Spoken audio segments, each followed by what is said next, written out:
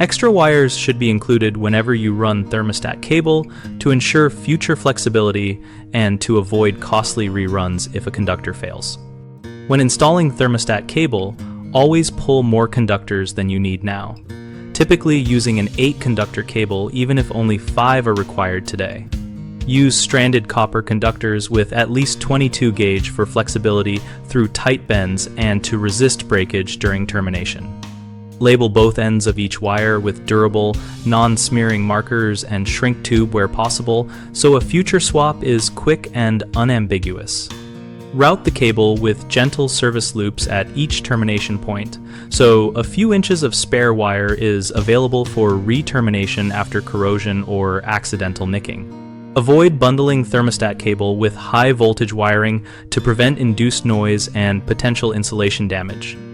Keep at least 6 inches separation or use separate raceways. Test each conductor with a continuity tester and record the color to terminal mapping before closing walls, so a damaged conductor can be isolated without guesswork. A common mistake is running exactly the number of wires needed and then discovering a conductor breaks when walls are closed. The remedy is to always run extra conductors and leave service loops accessible.